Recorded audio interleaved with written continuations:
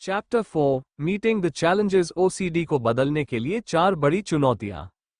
Chapter 3 में किताब ने आपको अपने ओसीडी को मैप करना सिखाया था। Triggers, obsessions, feared consequences, avoidance और कंपल्शंस को पहचानना। अब चैप्टर 4 में ट्रीटमेंट की असली मानसिक तैयारी शुरू होती है। लेखक कहते हैं कि आगे की सेल्फ हेल्प टेक्निक्स इस्तेमाल करने से पहले सोचने और प्रतिक्रिया देने के तरीके में कुछ मूलभूत बदलाव जरूरी है। सबसे पहले समझें, ओसीडी का चक्र चलता कैसे रहता है। किताब फिर से ओसीडी का पूरा साइकिल सामने रखती है। Trigger, obsession, unwanted thought, image या इंपल्स, एंजाइटी और डिस्ट्रेस, रिलीफ पाने की अर्ज, कंपल्शन, रिचुअल, थोड़ी देर राहत, फिर कोई ट्रिगर, वही साइकिल दोबारा।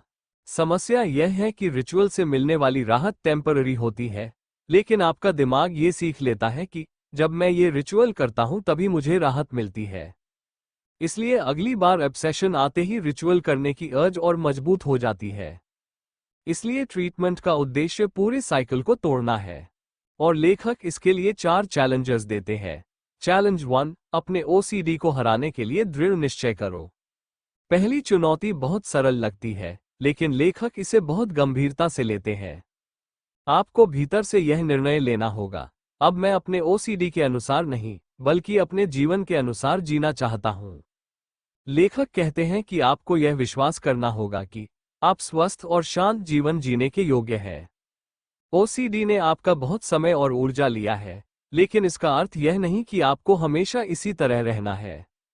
लेकिन डिटर्मिनेशन की जरूरत क्यों है? क्योंकि आगे आपको वही काम करने होंगे जिनसे आपका ओसीडी आपको डराता है। अगर अब तक आपका तरीका था, डाउट आया चेक करो, तो आगे आपको धीरे धीरे इस पुराने पैटर्न से अलग व्यवहार करना होगा। अगर अब तक था, थॉट आया उसे हटाओ, तो आपको एक बिल्कुल अलग अप्रोच सीखनी होगी। और जब आप कोई नया तरीका अपनाते हैं तो शुरुआत में अनसर्टनिटी और डिस्कम्फर्ट होना स्वाभाविक है। इसलिए लेखक कहते हैं कि डिटर्मिनेशन आपको शॉर्ट टर्म डिस्कम्फर्ट के बावजूद प्रैक्टिस जारी रखने में मदद करेगी। चैलेंज 2, समझो कि आपकी ओसीडी वरीज एग्जैजरेटेड है।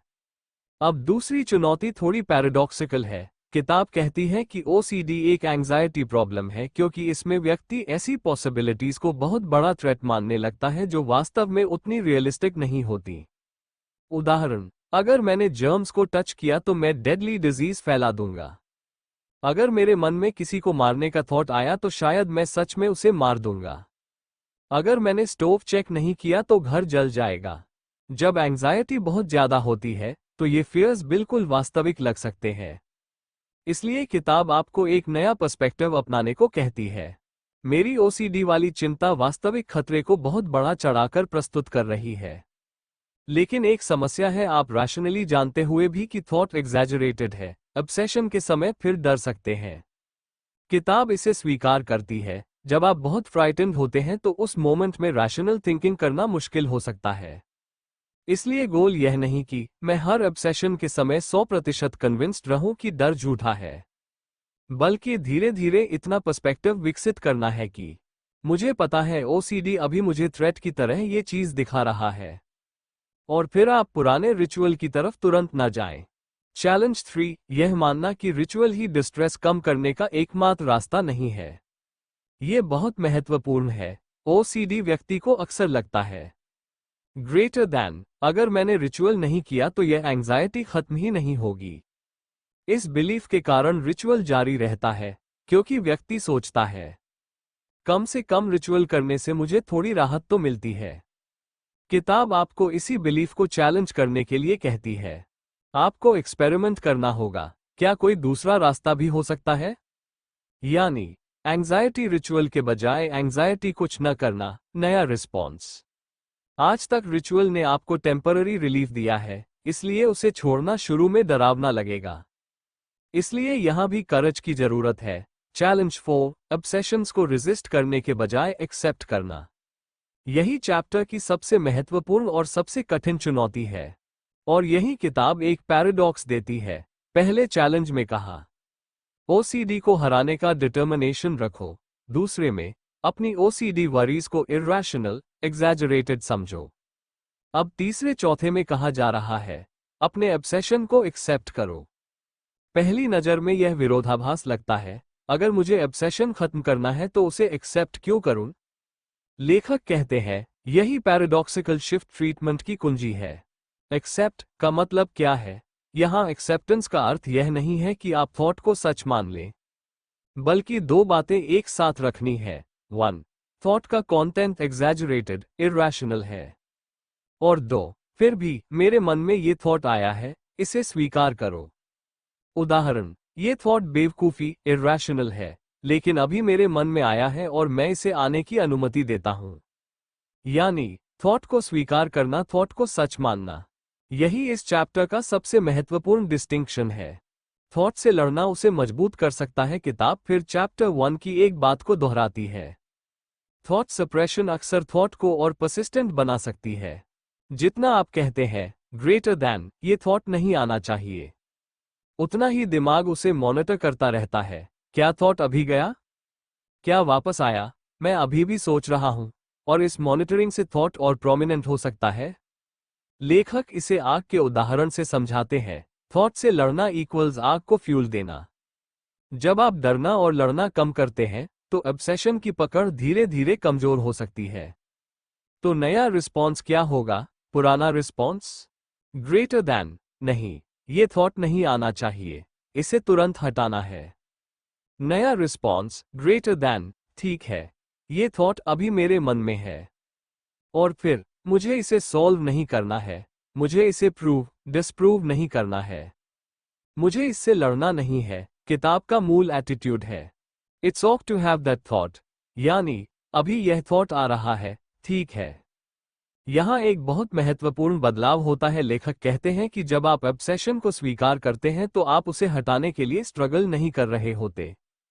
इससे कंपल्सिव रिलीफ की अर्ज कम हो सकती है। इसलिए एक्सेप्टेंस कम संघर्ष, कम डिस्ट्रेस, रिचुअल की अर्ज को चैलेंज करने की संभावना। लेकिन लेखक साफ कहते हैं यह कोई इंस्टेंट ट्रिक नहीं है। सिर्फ एक बार इट्स ओके कहने से ऑब्सेशन गायब नहीं होगा। यह एक एटीट्यूड चेंज है जिसे प्रैक्टिस करना होगा। मैं ठीक कर रहा हूं या नहीं, इसे भी ओसीडी मत बनाना। चैप्टर का एक बेहद प्रैक्टिकल हिस्सा यहां आता है। जब आप सेल्फ हेल्प प्रैक्टिस शुरू करेंगे तो हर एक्सपीरियंस को टेस्ट मत बनाइए। आज ऑब्सेशन कम हुआ या नहीं? मैंने सही एक्सेप्टेंस किया या नहीं? मैंने परफेक्ट तरीके से टेक्निक की या नहीं? अगर हर प्रैक्टिस को परफॉर्मेंस टेस्ट बना दिया तो आप फिर सेल्फ क्रिटिसिज्म और डिस्करेजमेंट में फंस सकते हैं। इसके बजाय लेखक कहते हैं हर एक्सपीरियंस को प्रैक्टिस की तरह देखो, टेस्ट की तरह नहीं। अगर आज मुश्किल हुई, मैं फेल हो गया नहीं, बल्कि मुझे पता चला कि यह हिस्सा मेरे लिए कठिन है, अब मुझे इसी पर और प्रैक्टिस करनी है। चैप्टर 4 का पूरा फॉर्मूला किताब की 4 चैलेंजेस को बहुत सरल भाषा में ऐसे याद रख सकते हो। 1. डिटर्मिनेशन, मैं ओसीडी के सामने हार नहीं मानूंगा। 2. पर्सपेक्टिव, मेरी ओसीडी वाली चिंता वास्तविक खतरे को बढ़ा चढ़ाकर दिखाती है। 3. न्यू ऑप्शंस, रिचुअल ही एंग्जाइटी कम करने का एकमात्र रास्ता नहीं है। 4. एक्सेप्टेंस, मैं ऑब्सेशन को हटाने के लिए उससे लड़ूंगा नहीं, थॉट आ सकता है। और फिर ऑब्सेसिव थॉट, ठीक है, ये थॉट अभी आया है। No struggle, no automatic ritual, धीरे धीरे साइकिल कमजोर करने की प्रैक्टिस। चैप्टर 4 की सबसे गहरी बात, इस चैप्टर का संदेश सिर्फ पॉजिटिव सोचो नहीं है, बल्कि कुछ ज्यादा सूक्ष्म है। ग्रेटर दैन ओसीडी से लड़ने का तरीका हमेशा ओसीडी के कंटेंट से लड़ना नहीं है। कई बार अपने रिस्पॉन्स को बदलना ज्यादा महत्वपूर्ण है। यानी लक्ष्य यह नहीं मेरे मन में कभी अनवांटेड थॉट नहीं आएगा, बल्कि थॉट आए तो मैं उसके साथ क्या करता हूं, ये धीरे धीरे बदल सकता हूं। यही माइंडसेट अगले चैप्टर्स की प्रैक्टिकल टेक्निक्स के लिए फाउंडेशन तैयार करता है। अगला chapter 5, letting go of worries and obsessions, इसी एक्सेप्टेंस को प्रैक्टिकल टेक्निक्स में बदलता है। ऑब्सेशन को पोस्टपोन करना, ऑब्सेस करने का तरीका बदलना, थॉट लिखना, उसे अलग तरीके से देखना और फिर अटेंशन को वापस जीवन की एक्टिविटीज में लगाना।